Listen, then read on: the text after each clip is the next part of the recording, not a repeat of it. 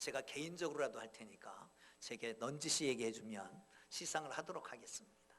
근데 사실 말씀드렸지만 전 교인을 다 시상해야 됩니다. 식당 봉사하는 분들 얼마나 어려워요. 또 그런가 하면 그 주일마다 청소하는 분들도 쉽지 않고요. 다 시상받아 마땅하지만 이렇게 선정한 걸 이해해 주시고 하나님이 주시는 놀라운 축복이 여러분 모두에게 하나님 나라에 쌓여지기를 주의 이름으로 축원합니다. 할렐루야, 할렐루야. 에베소서를 계속해서 보고 있습니다. 마틴 로이드 존스라고 하는 목사님이 이런 말씀을 하셨습니다. 에베소서의 위대함과 그 아름다움으로 인해서 나는 차분하게 에베소서를 소개할 수가 없다. 무슨 말이냐? 에베소서를 소개하기가 어렵다는 거예요. 가슴이 뛰기 때문에, 너무 감격하고 흥분되기 때문에. 사랑하는 성도 여러분, 말씀을 보면서 말씀을 들으면서 정말 차분해지지 않을 정도로 가슴이 뛴다라고 하면 이것은 축복 중에 큰 축복일 것입니다. 여러분, 우리 모두가 말씀을 들을 때마다, 말씀을 볼 때마다, 말씀을 대할 때마다 이런 감격이 여러분 모두에게 있기를 주의 이름으로 축원합니다. 할렐루야. 바울 서신은 특징이 있습니다. 전반부에는 교리를, 그리고 후반부에는 실천, 윤리적인 것을 다루고 있다라고 하는 겁니다. 이 에베소서도 예외가 아닙니다.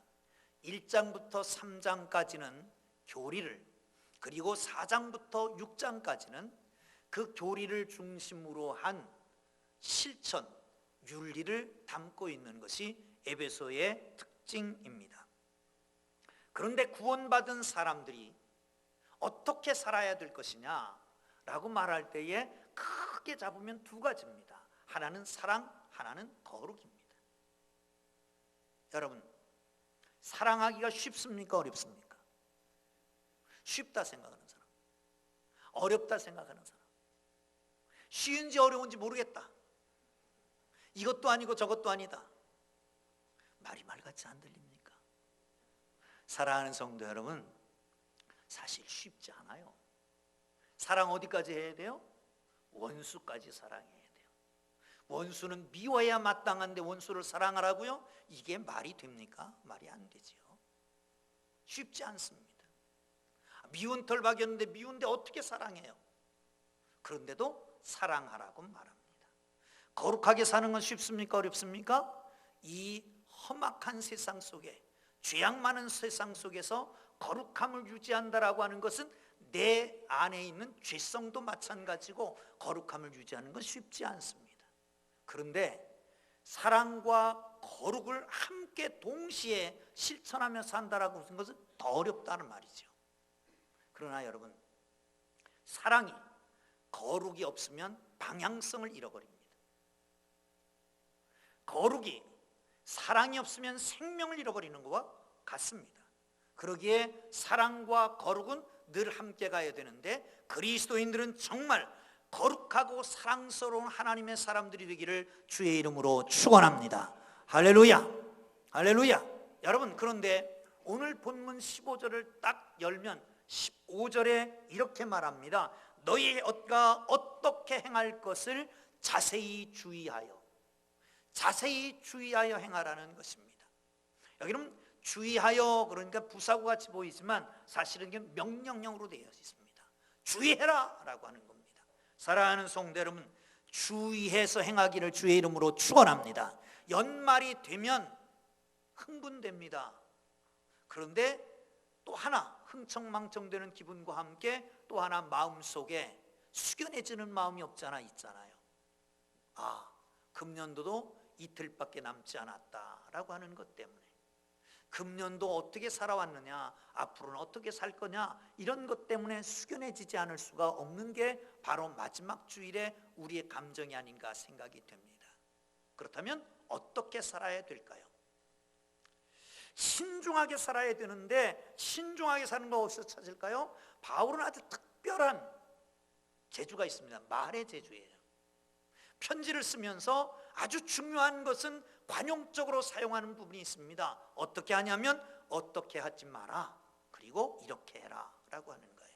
오늘 본문에도 3번이나 등장하고 있는데 아주 여기에 키포인트가 있는 것 같습니다. 사랑하는 성도 여러분, 함께 나누면서 신중한 하나님의 사람들 되기를 주의 이름으로 축원합니다. 할렐루야. 한번 봅니다. 15절 시작.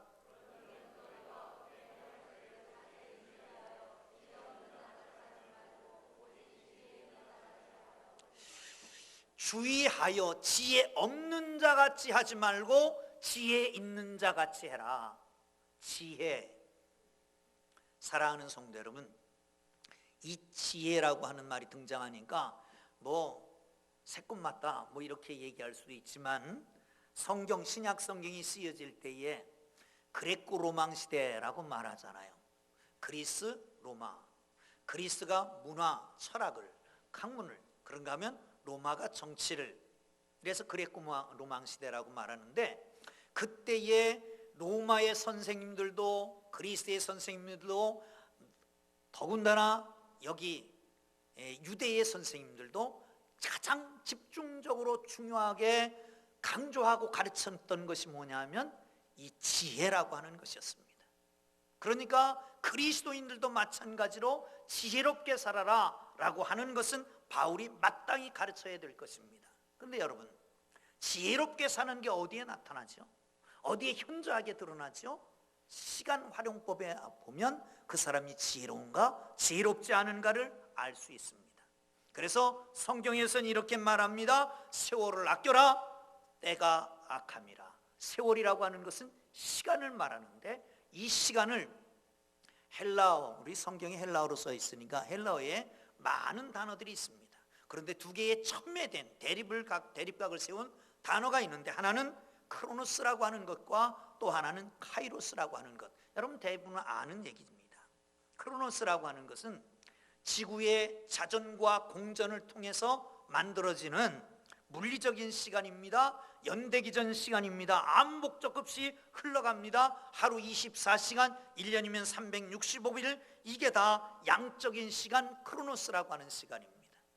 카이로스라고 하는 시간은 그냥 목적 없이 흘러가는 시간이 아닙니다. 의미가 있습니다. 목적을 담고 있습니다. 그게 바로 카이로스라고 하는 시간입니다. 그런데 이 카이로스라고 하는 시간, 이 기회라고 하는 것을 어떻게 하라고요? 아끼라고. 근데 아끼라고 하는 말은 엑사고라조라고 하는 말을 쓰는데, 이 말은 돈을 주고 산다라고 하는 뜻입니다. 다시 말하면 예수님께서 십자가에 피 흘려서 우리를 구속하셨다라고 할 때 이 구속이 바로 엑사고라조를 씁니다. 구속한 겁니다. 돈을 주고 사는 겁니다. 그렇습니다. 돈을 주고 살 만큼 귀하다는 거예요. 뭐가? 시간이요. 시간은 금이다, 맞는 말입니다. 시간을 돈을 주고 사야 됩니다. 그렇게 아주 중요한 것이란 말이죠.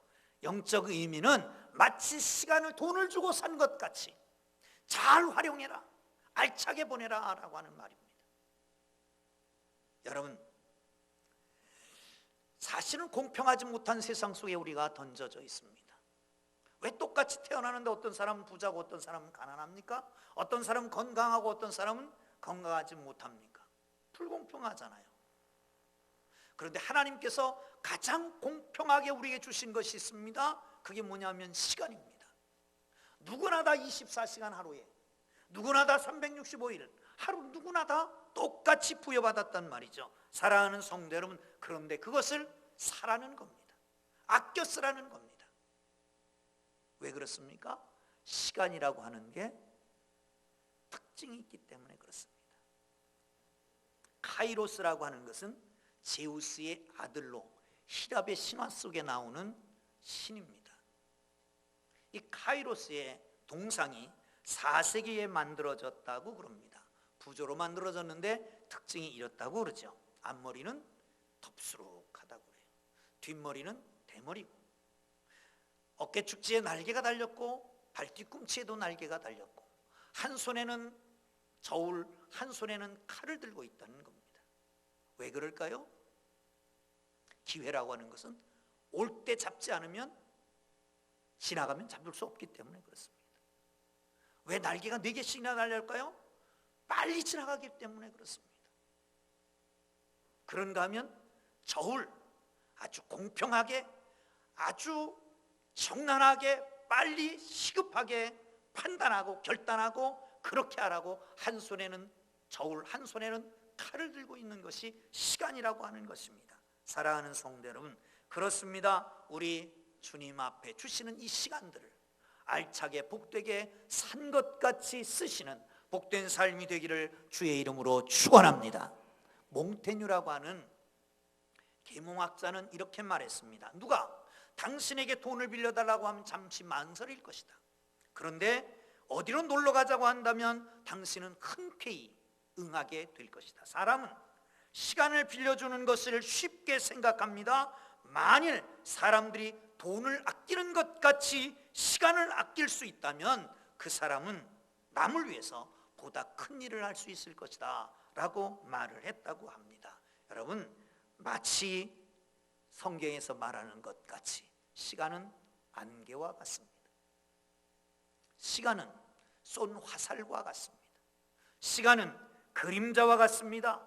시간은 꽃과 같습니다. 그렇게 금방 시들어버리는 겁니다. 여러분 늘 그렇게 말하잖아요. 금년 시작한 게 엊그저께 같은데 벌써 말이 됐다고 그러잖아요. 그래서 누군가 그런 얘기를 했잖아요. 흔히 연령의 2배 속도로 달린다. 연령의 2배 속도로 시간이 달린다는 거예요. 여러분 연세가 몇 살입니까? 그러면 2배 속도로 달린 거예요. 내년엔 더 빨리 달리겠죠. 더 금방 간다는 겁니다. 가는 세월 그 누구가 막을 수가 있나요? 뭐예요? 이 웃는 사람은 좀 수상해. 그런데 가만히 보면 이 대중가요 속에 철학이 있는 것 같아요. 거기에 복음도 있는 것 같아. 한번 해봅시다. 시작. 아이고 정말 하시네. 가는 세월 그 누구가 막을 수 있겠습니까? 19년도가 벌써 다 지나고 이제 이틀밖에 안 남아있단 말이죠. 그런데 보면 우리 일생도 언젠가는 끝날 날이 있다는 거예요. 끝날 날. 그날을 준비하고 살기를 주의 이름으로 축원합니다. 일생은 다 그렇습니다. 일장춘몽과 같습니다. 어떤 분이 80세가 되도록 살아온 인생을 계산해 봤다고 그럽니다. 잠자는 시간 23년, 일하는 시간 20년, 밥 먹는데 6년, 노는데 7년, 차 타는데 6년, 화장실에서 3년, TV 보는데 5년, 전화하는데 1년, 담배 피우는데 2년, 거울 보는데 1년 반, 세수하는데 228일. 행복하게 살았던 것은 46시간, 기뻐하면서 웃은 시간은 20일밖에 안 되더라라고 얘기합니다. 여러분 어떻게 사십니까? 잠자는데 23년? 이거 억울하지 않아요? 사랑하는 성도 여러분, 공병우 박사라고 하는 분 여러분 아시죠?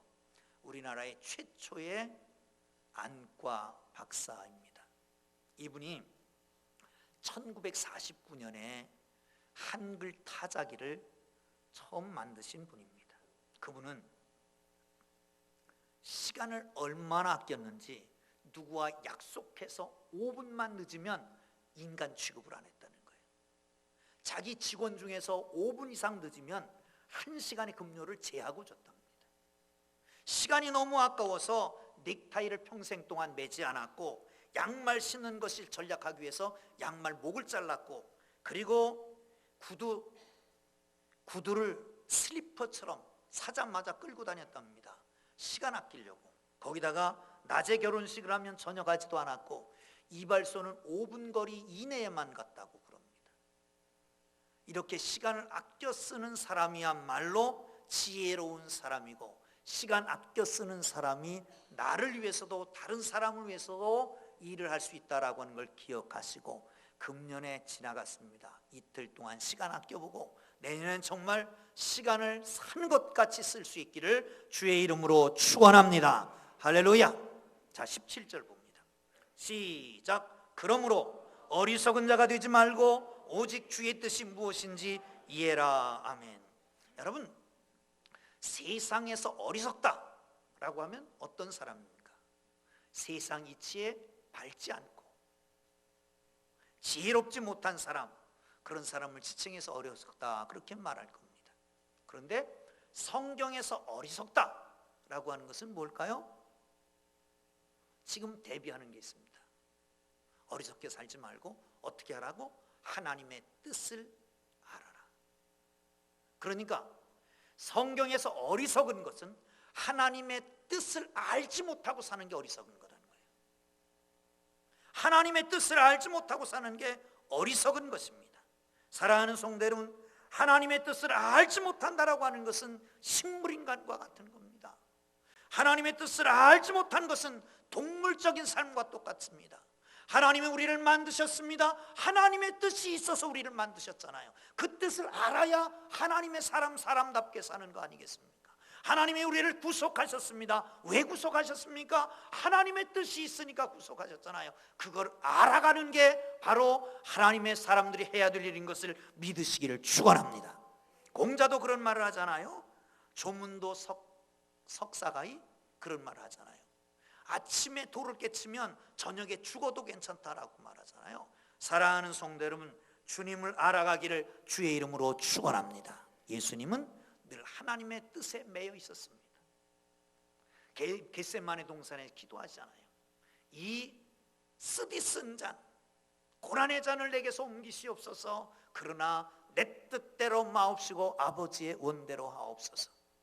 요한복음에 보면 아버지께서 내게 하라고 주신 일을 내가 이루어 아버지를 이 세상에서 영화롭게 하였사오니 라고 말씀하잖아요.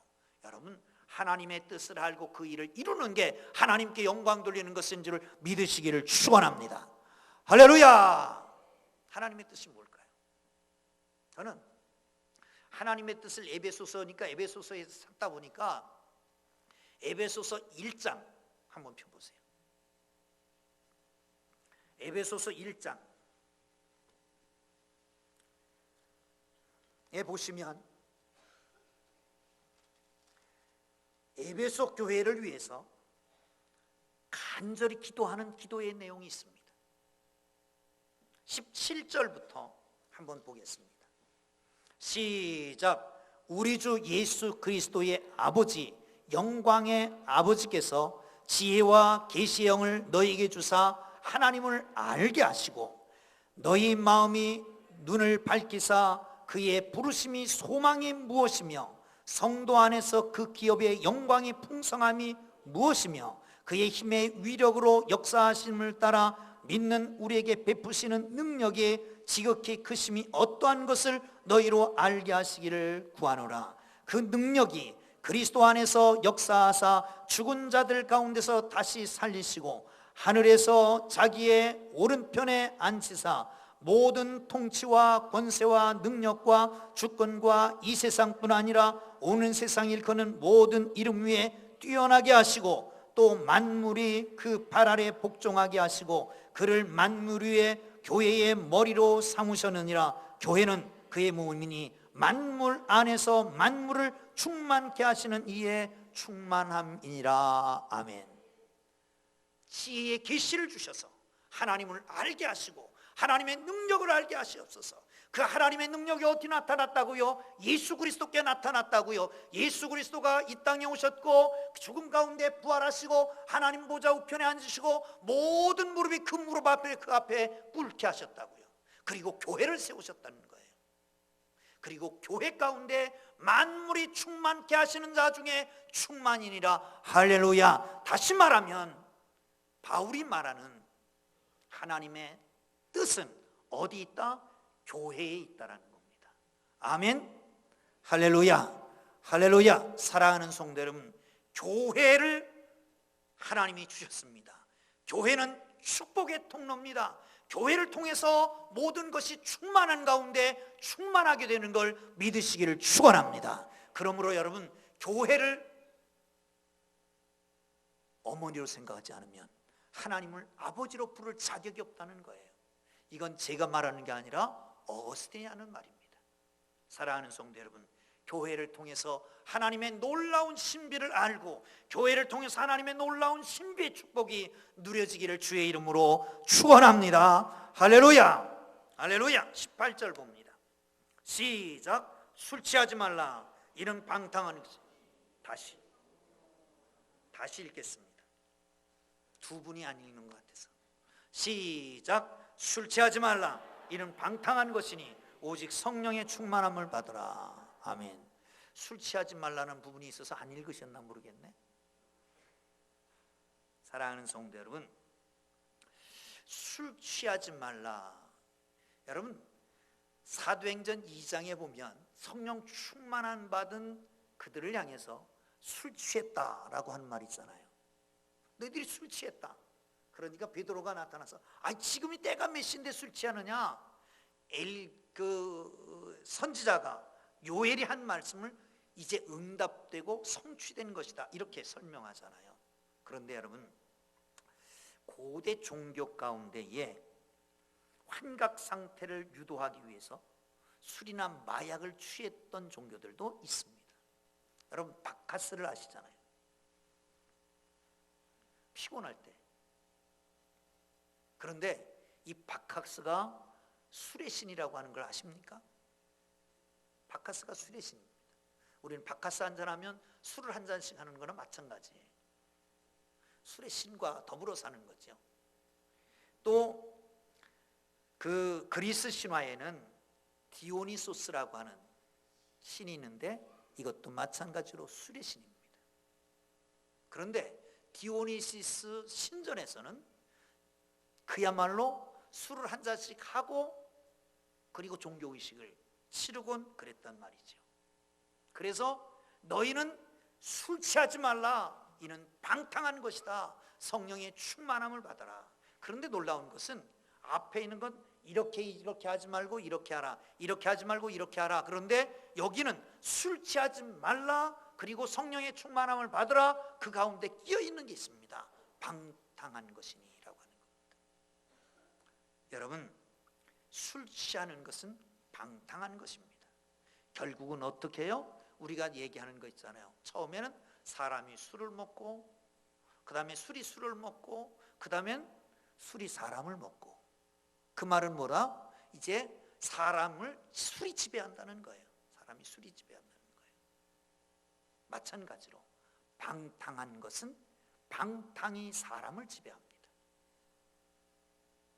방탕의 시작은 내 것을 내 마음대로 쓰는 것부터 시작해서 다 탕진하는 게 방탕의 끝입니다. 내가 내 마음대로 쓰기 시작하는 것 방탕이라고 하는 걸 알아야 합니다. 내 시간, 내 건강, 내 정력, 내 물질, 내 마음대로 쓰는 것, 그게 바로 방탕의 시작입니다. 그것이 우리를 끌고 가는 겁니다. 그런데 성경은 말합니다. 그렇게 하지 말고 성령의 충만함을 받으라. 취함과 충만함은 같은 뜻입니다. 성령에 취해서 성령이 다스리고 성령이 인도하심을 주의 이름으로 축원합니다. 할렐루야. 이게 푸뉴마를 번역한 건데 푸뉴마는 바람입니다. 루아흐, 이게 히브리어로는 그렇게 말하는데 이 바람이라고 하는 게 희한하잖아요. 만져지지도 않습니다. 냄새도 없습니다. 보이지도 않습니다. 그런데 그게 지나가면 희한해요. 마음이 싱숭생숭해지고 막 그러잖아요. 봄이 되면 봄바람이 싹 불면 처녀 가슴이 싱숭생숭해지고, 가을바람이 싹 불으면 총각이 싱숭생숭해지나? 뭐 어쩌고 자고간 그래요. 그래. 봄바람이 싹 불으면 바람의 따뜻한 기운에 따라서 봄이 오고, 바람의 기운에 따라서 가을이 오르고. 이 희한하잖아요. 그렇게 바람에 뭐한 놀라운 능력이 있는 줄 알고 그래서 바람을 신비하게 생각했단 말이죠. 그래서 푸뉴마, 그것을 번역할 때 성령이라고 번역하게 된 것입니다. 사랑하는 성도 여러분, 그렇습니다. 성령 충만하기를 주의 이름으로 축원합니다. 성령 충만하지 않는 걸 뭘 보면 아느냐? 찬송 소리를 들어보면 안 돼요. 찬송을 하다가 소리가 점점 줄어들면 이건 찬송을 하기가 싫어지면 이건 성령이 떨어지는 거예요. 그 다음 절을 보세요. 시와 찬송과 신령한 노래들로 서로 화답하며 그랬잖아요. 찬송을 하다가 1절과 4절만 합시다. 그러면 이게 성령 떨어지는 거예요. 구역 예배 드리다가 구역장이 1절과 4절만 합시다. 그러면 당장 신고하세요.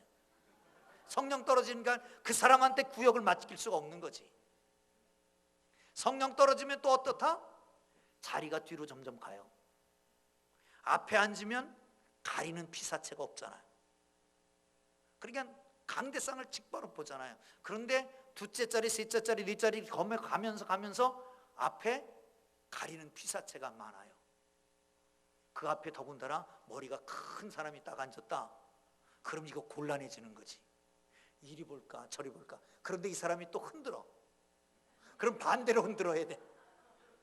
그러다가 그 사람이 가마가 2개가 있어. 그러면 야, 이 사람이 혹시나 이 사람 2번째 아니냐? 아니 혹시나 이 사람 지금 살고 있는 사람 버리고 언제 딴 사람 얻으려고 그러냐? 3가지 있으면 이건 큰일 나는 거지. 그냥 기절해버리고 말아요. 그러니까 앞에 걸치적거리는 게 없어야 돼요. 기도할 때 보면 기도가 줄어든다. 기도 시간이 줄어든다. 이러면 이게 성령이 떠난 거예요. 또한 교제의 자리가 껄끄러워진다. 성령 떠난 거예요. 목사하고 눈맞이가 껄끄러워진다. 이것도 문제입니다. 사랑하는 성도 여러분, 성령 충만하기를 주님의 이름으로 축원합니다. 축원합니다. 할렐루야. 그런데 성령 충만하면 3가지를 얘기합니다. 한번 보세요. 지금 5장입니다. 에베소 5장 18절에 술 취하지 말라 이는 방탕하는 것이 오직 성령의 충만함을 받으라. 19절, 20절, 21절 19절에는 노래하며 찬송하며 그걸 교제하라는 거예요. 20절에는 범사에 우리 주 예수 그리스도의 이름으로 항상 하나님 아버지께 감사하며, 그리고 마지막으로는 서로 그리스도를 경외함으로 피차 복종해라. 이게 성령 충만한 사람의 삶입니다. 그리고 이것은 성령 충만함이라고 하는 것은 일회적인 게 아니라 이건 진행형입니다. 현재형이 바로 진행형인데 이 진행되는 거에 날마다 충만하게 해야 된단 말이죠. 그 날마다 충만한 것은 충만한 사람이 하는 것이 찬송하는 삶이고 감사하는 삶이고 피차 복종하는 삶이에요. 그런데 이렇게 함으로 계속 충만받게 되는 거란 말이죠. 사랑하는 성도 여러분, 정말 주님 안에서 충만한 성령 충만한 삶이 되기를 주의 이름으로 축원합니다. 할렐루야. 한 가지 얘기하고 마치려고 합니다. 미국의 평범한 빈민가에서 한 아이가 출생합니다. 어려서는 부모님 따라서 교회도 가고 아주 착하게 지내다가 청소년이 되면서 삐뚤어지기 시작합니다. 중고등학교 때 이미 술은 다 마스터했습니다. 못된 짓은 다 하고 다닙니다. 엄마는 신실한 크리스찬이기 때문에 얘야 그러면 안 된다. 교회를 가야 된다. 꼭 교회를 가야 된다. 교회를 가야 된다. 그러고 있는데 자기 친구가 여학생 하나를 소개해 줬습니다. 그냥 한눈에 반해버렸습니다. 그러니까 그 여학생 눈에 들으려고 그 학생 좋다는 건 다 하는 거예요. 그런데 마침 교회 다니는 아이였어요. 교회 가자고 그러니까 토요일날 졸졸 교회 따라간 거예요. 갔던 첫날 토요일 날이었는데 성경 암송대회를 하는데 매주 10절씩 외워서 암송대회를 한다고 그러는데 아무도 외우는 사람이 없었습니다. 그래서 다음 주로 연기. 오씨 됐다. 그리고 10절을 달달달 외워가지고 그 다음 주에는 팀을 이렇게 나눴는데 1분단, 2분단, 3분단, 4분단 이렇게 나눴는데 자기 팀이 1등을 했습니다. 얼마나 좋을까요? 그 다음 주 또 10절을 다 외워서 또 1등 했습니다. 이렇게 한 달 동안을 계속 1등을 했습니다. 그러다가 세월이 지나면서 이 여학생과 관계가 소원해지기 시작했고 교회를 끊었습니다. 또 똑같은 짓을 합니다.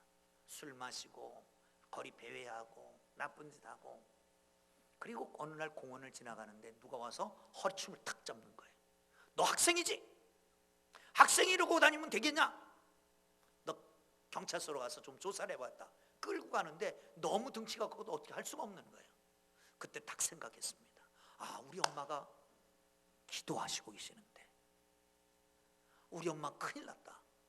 그리고 아이고 아저씨 안 돼요. 내가 경찰서 가면 안 돼요. 그리고 울기 시작했습니다. 울다 보니까 회개가 저절로 나왔어요. 하나님 잘못했습니다. 이번만 구해주시면 다시는 이런 짓 안 하겠습니다. 그래도 안 놓는 거야. 그런데 옛날 교회 다니면서 외웠던 성경 구절이 생각나는 거예요. 그래서 외우기 시작했습니다. 만일 우리가 우리 죄를 자백하면서는 미쁘시고 이로사 우리 죄를 사하시며 모든 불의에서 우리를 건져내 주실 것이다.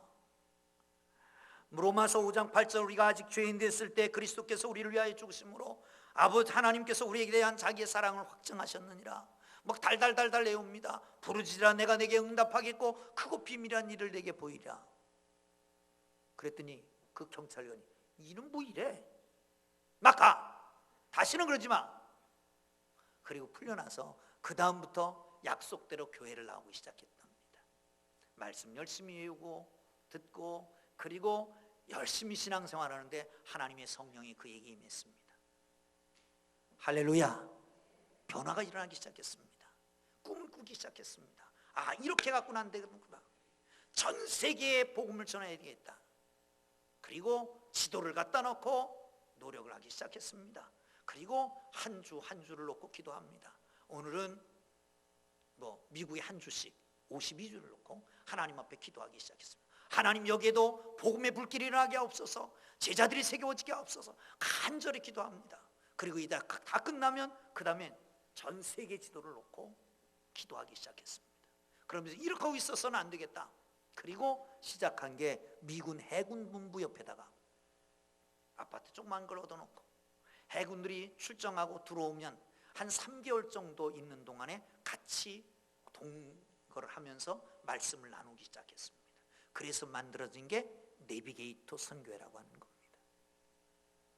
1953년 6월 18일 그날도 선교회 일로 너무너무 바빴는데 뉴욕주의 슈러노 물에 소녀 하나가 빠졌습니다. 사경을 헤매는 겁니다. 살려달라고. 아무도 뛰어들어가는 사람이 없습니다. 어떡하나 발을 동동 구르고 있는데 이 청년이 뛰어들어갑니다. 그리고 그를 건져냈어요. 그런데 너무 지쳐서 이 청년은 그냥 세상을 떠났습니다. 30대에 세상을 떠나고 말았습니다. 한 사람이 이렇게 짧은 생애를 살고 갔지만 이 도슨 트로트맨이라고 하는 이 사람 때문에 내비게이터 선교회가 시작됐고 세계로 퍼져나가고 오늘도 중고등학교, 대학가를 중심으로 직장인과 사회단체에 없는 곳이 없을 정도로 복음이 확산되게 되었다라고 하는 것을 여러분 아십니까? 여러분, 한 사람이 하나님의 영에 충만해서 정말 한 사람이 하나님의 거룩한 뜻을 따라서 정말 주의 은혜대로 살아간다면 세월을 아끼고 정말 어리석지 않고 지혜롭게 살고 성령 충만하게 산다면 세상을 바꿔놓을 수 있는 힘이 생기게 되는 걸 믿으시기를 축원합니다. 축원합니다. 기도하겠습니다.